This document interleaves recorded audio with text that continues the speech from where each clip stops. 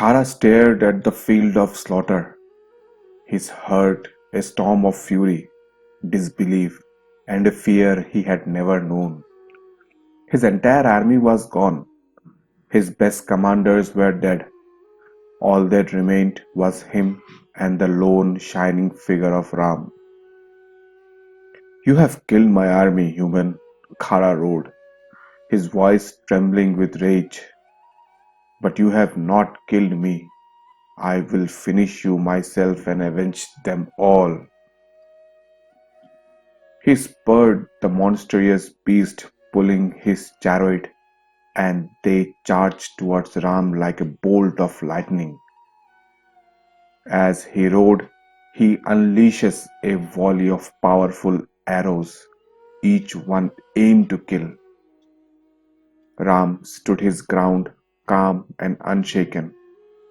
With a few swift movements of his own bow, he fired a counter volley of arrows that met Khara's in midair, shattering them into splinters. Enraged, Khara abandoned his bow and grabbed his massive iron mace. He leaped from his chariot and charged at Rama on foot, swinging the heavy mace with enough force to shatter a mountain. Ram, seeing him approach, switched his tactics. With a few perfect aimed, razor-sharp arrows, he first shattered Khara's mighty mace into dust. Then, with another volley, he destroyed Khara's chariot, killed his demonic horses, and snapped his bow in two.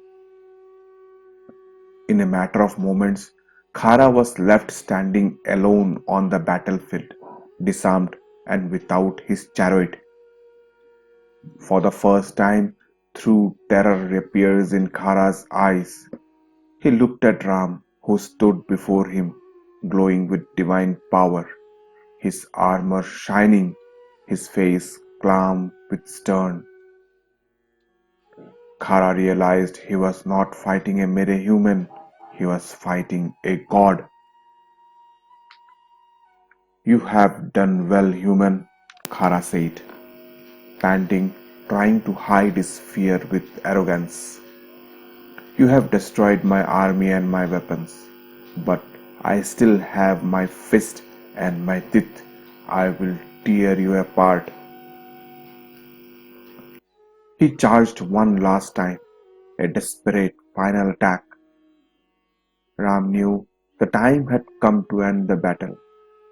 He took a new arrow from his inexhaustible quiver, a special fairy arrow given to him by sage Agastya, one that blazed like the fire of destruction at the end of time. He placed it on his bowstring and pulled it back to his ear. You are a plague upon this earth, Khara, Ram said, his voice ringing with authority. You have killed innocent sages and terrorized this forest for too long. For the good of the world, your end has come. He released the arrow. It flew through the air with a deafening shake, blazing with a light so bright it was impossible to look at. It struck Khara directly in his center of his chest.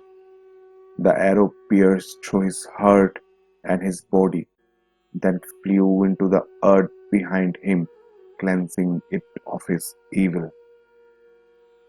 For a moment, Khara stood frozen, his eyes wide with shock. A great fire erupted from the wound, consuming his demonic form from the inside out. With a final agonized roar that echoed across the silent battlefield, the mighty demon king Khara fell to the ground, turning into a pile of black ash. The battle was finally over. The threat of Janasthana was gone forever. A great silence descended. The dark, blood-redder sky began to clear.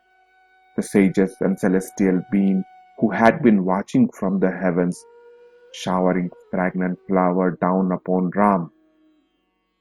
Lakshman and Sita, hearing the silence, emerged cautiously from the cave. They saw Ram standing alone and victorious amidst the carnage and ran to him, his heart overflowing with relief and joy. The sages of the Dandaka forest came out of their hermitage, their faces filled with tears of gratitude, and hailed Ram as their savior and true protector.